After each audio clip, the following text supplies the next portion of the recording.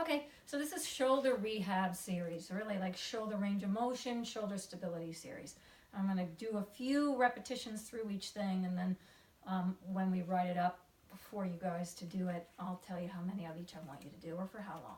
So the first thing we want to do is warm up the shoulders. The first thing you understand with the stretch cord is you design how hard the workout is based on how long the cord is or how strong the cord is. There are several different strengths of cords, so you can go from the easiest to the hardest depending on where you are. And how you progress this kind of a session is by going up the cord. You can start at the easiest one and work your way all the way up to the hardest one. So we're going to start right here. I'm going to get a nice loose thing, and I'm going to take the arms up, and as they need to slide, I'm going to slide all the way out to the end of the bands. Right? And I'm going to go up and back like this. I don't know, 5, 10, 15 times. And maybe after I do this a couple of times, trying to avoid getting slack in the stretch cord, right? Maybe after I do it a few times, I'll see if I can come in a little bit and maybe do it a little bit tighter. Okay? Ugh, so that's tight. Oh, I forgot to show you one, so I'm going to do another. So I'm in here in the gym with Steven, and he's videotaping me right now. So say hi, Steven. Hola. Hi, Steve. So we did these back and forth. Now it goes behind your back. Okay, so this is what it looks like from behind your back. And the palms are up like you're serving on a tray. And you're going to pull the elbows and then anchor them to your rib cage. The whole idea is to pull those shoulder blades together and pull them down. And we're going to bring pinkies together and then pinkies open. This works directly and immediately on your rotator cuff. So the hands, as best I can do it, are at a 90 degree. We don't want the elbows to slide back, which they're going to want to do. Bring them forward.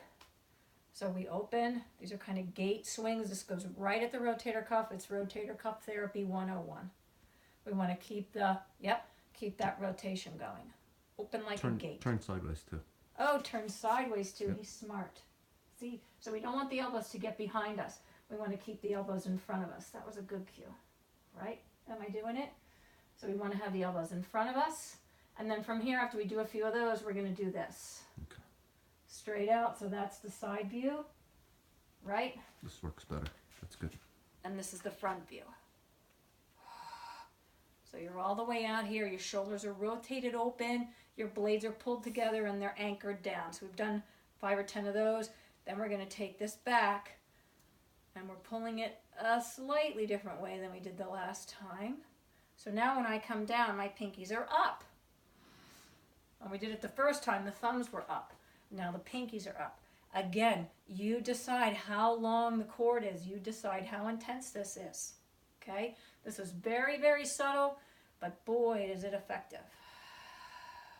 Okay? So we do, I don't know, 5, 10, 15 of those. Again, the thing we're trying to avoid is anything that looks like this. So the minute that starts to happen in your shoulders, you slide your hands out the band, make it a little bit longer, relax your fingers, and think about getting a bigger wingspan. Okay? Can the ones that are being done without stretching the band, can you just do that with a cord? Or with something that's not stretchy? Yes. No. Okay. Because you can't. That's a good question, actually. No, because we always want to give the possibility to give ourselves more space. Okay. So the cord has to stretch. Okay, so the next one, hands are out in front of you. You're going to pull, this is like a gull wing. You're going to pull from the elbows straight back. So again, and I'll turn around a little bit as I'm doing this. You're pulling the elbows, want to stay in line with the shoulders. So I'm not doing this. Let's be real clear about what we're not doing. You're pulling in one solid piece. Again, across the chest, and the elbows want to stay up. So we're going to do 5 or 10 of these. You're going to want to kill me. And then we're going to hold, and then the same thing. And now we go back to where we started. And you can even see in my shoulder, my left shoulder was dislocated a bunch of times, as was my left elbow and my left wrist. So when I do it, I'm a perfect example. My left shoulder doesn't look like my right one. See that? Yep.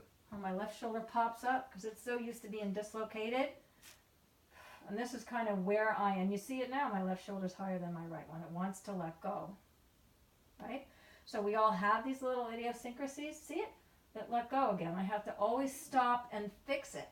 So that's the point in a series like this. You're moving slow enough so in the middle of the range of motion, you can stop and fix whatever you can.